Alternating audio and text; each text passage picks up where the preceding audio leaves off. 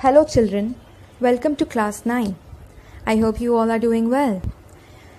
Students, in our last video lecture, we covered the explanation and understanding of prose number 1, Chief Seattle's speech given in your treasure trove textbook. Today we are going to learn the important themes and we'll look into the basic question and answer for the same chapter. I request you to keep your textbook open and mark the important points. So, let us begin with the recapitulation of Chief Seattle's speech. Well, Chief Seattle delivered this speech in Washington in the year 1854. Delivered it with many major intentions. In his speech, he first thanked the white chief George Washington for his greetings and friendship. The white president has asked Chief Seattle to give over the land of Seattle under the control of the white settlers and offered the Red Indian or the Seattle tribe that the white man will help and save them from their enemies. In his speech, Seattle accepted the white president's proposition and said that the agreement is just and fine. Chief Seattle has also spoken about their ecological and Native Americans' land rights in his speech.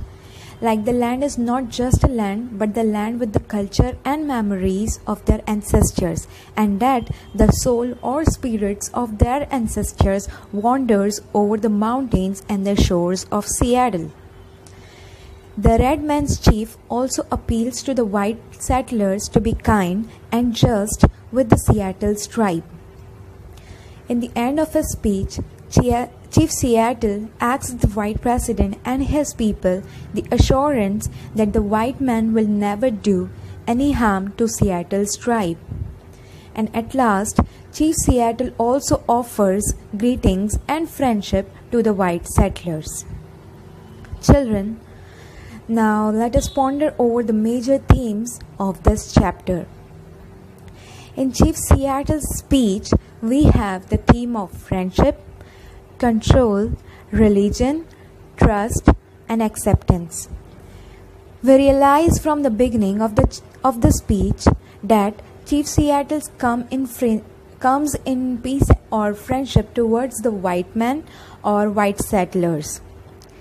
Chief Seattle knows of the animosity that have been caused between both the Native Americans and the white settlers in America. However, he is keen to put those aside in the interest of peace and prosperity. What is also interesting about this speech is the Chief Seattle's allusion to God. Chief Seattle relies on nature as his God, and he says that any land that an Indian may have died upon is seen as sacred land, and that other Native Americans themselves will also hold this land in high degree. Why this is important? Because the God for the Native Americans is totally different to the white man's God. Chief Seattle does not judge white people, but rather ensures that these white people live on by way of the land. Well, what is also interesting about this speech is that Chief Seattle is willing to capitulate or surrender and yield to the demands of the white man. Chief Seattle is also prepared to accept whatever the white man says, because he is aware that he can no longer defeat the white man. He knows that his losses have been too severe from the past several years, and that it is better for the chief and his Red Indian tribe to accept it, even if their lands have been taken from them. In reality, white settlers in America stole and controlled the Red Indian land and only allowed the Native Americans to live on small reservations, where once these Red Indian tribe had the freedom to roam all of America. Well, it meant hostility from other Native Americans' point of view. However, over time, white settlers became the predominant force in America, and Chief Seattle has learned to accept this. though he still knows that the white man's God is not universal. Seattle states that white man's God is non-inclusive of Indian people. Well, this may be important as many might assume that God is inclusive of all his children. However, due to biblical teachings at that time, the Indian tribe was seen as the enemy to the white man. And such was the greed of the white person and their belief in their own self-importance. Well, throughout the speech, it is also noticeable that Chief Seattle is passive, which means that he has no option but to agree to the settlement terms of the white man. However, Chief Seattle, though it goes against his reasoning, could easily have continued to fight the white man, but instead came with peace on his mind. And he no longer had a need for the large volume of land that was at stake, and a reservation may in fact have been more apt for him and his followers, because his followers are less in numbers. So they are in less need of this land, and so they agreed to give this land to the white settlers. There is also a sense that Chief Seattle is putting his trust in the white man despite both parties being enemies for so long. We see that why Chief Seattle agrees to surrender, because he knows that there may have had enough of the numerous losses suffered by Native Americans while fighting the more superior, that is the white forces. He may have reached a point in whereby any form of peace was better than losing more men unnecessarily. It means that he has agreed upon the condition of the white settlers to give in their lands to the white settlers, because these red Indians are less in numbers, and if these red Indians will try to attack back the white settlers, so the red Indians may lose their lives and they will become extinct. So they agreed on the condition to give in their land to the white settlers with peace and with prosperity. The end of the speech is also interesting, as it would appear that Chief Seattle is issuing the white man with a warning.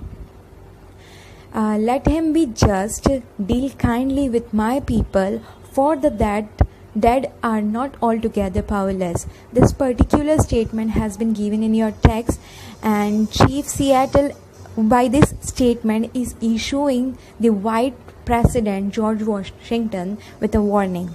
So this line in itself may be important, as it highlights that Chief Seattle believes in the power of the spirits of the Indian dead. It means he is believing that to whomsoever Indian or the red Indian or the Native Americans have been dead, their spirits are wandering over the mountains and the shores and the lands of the Seattle. And if this white man will try to do any harm to the red Indian or the Native Americans, so definitely the soul or the roaming spirits of the red Indian will take the revenge upon them. So he also focuses that the white man's dead do not appear to have the same influence. Once gone, they seem to have been forgotten. But this is not the case for Chief Seattle. He believes that he has something to fall back on, and that the white man should not be trusted. For the moment, Chief Seattle is prepared to trust the white man, because things, if necessary, could change. So he said that the spirit of the Native Americans live on this land and can be called upon at any time. What the chief is agreeing to is not written in stone, and should circumstances necessitate. Chief Seattle is prepared to continue to fight if he ever sees the mistreatment of his tribe. Well, in the end, Chief Seattle is prepared to live side by side with the white man, but only if the Indians or the Native Americans are treated fairly. So students, these were the major themes in Chief Seattle's speech. Now let us learn and understand the few question and answer of this chapter. So question number 1, who speaks these words? I've given these questions from your textbook, from your whole textbook, so you need to read and then you need to answer this question. Then you will be able to understand these questions. So the question 1 is, who speaks these words? And give the meanings of these words. Yonder sky has wept tears of compassion on our fathers for centuries untold. Well, the answer for this question is, Chief Seattle speaks these words. Quite clearly, he is heartbroken by the tragedy that has befallen his race. He likens the falling rain to the tears of compassion. It means he is comparing the falling rain to the tears of compassion that the sky has shed on the forefathers of his fellow Red Indians. It means he is saying that from centuries the Red Indians are being suffering, and for him it is like the tears, there are these tears of compassion like the falling rains. Question number 2, why does the speaker say tomorrow it may be overcast with clouds? What will be the effects of this on his people? So the answer is, the chief is wary of the uncertain future his race faces. He fears it might be dark and very awful. His people would suffer great tragedy. So in this particular answer, we understood that Chief Seattle is agreeing to give in his land to the white settlers because he can clearly see the future. That the white settlers may kill all the Red Indians, and so the future may be very awful and very risky for the Red Indians. So he agreed to give his land, and for not suffering the great tragedy, the Red Indian or the followers of Chief Seattle's are also agreeing to this condition of white president. Question 3. Who is referred to as the Great Chief of Washington? What has the Great Chief done to Seattle and his people? So the answer is, the President George Washington is referred to as the Great Chief of Washington. He has occupied the lands of the Red Indians by brutal military force and has unseated Chief Seattle from his exalted position among the native community. See, the true answer for this question is the same. Why we are answering this question in this manner? Because definitely the white president has forcefully or brutally asked Chief Seattle to give in their land in the hands of white settlers. So this is the Great Chief of Washington has done to the Chief Seattle and his tribe and to the land. Question 4. How much are Seattle's words reliable as far as the Great Chief is concerned? What does it tell us about Seattle's character? So Chief Seattle believes President Washington, that is the Great Chief, would honor his words. Chief Seattle is a simple man who has no deceit in his heart. He loves his people very deeply, and so he is ready to give in the land to the white settler. Briefly state the reaction of Chief Seattle to the greetings sent by the chief in Washington. Who is the big chief? The answer is, Chief Seattle is obviously pleased with the gift, but being on the defeated side is not too excited about it. The big chief is the white chief George Washington, who conducted the military operations against the Native Americans.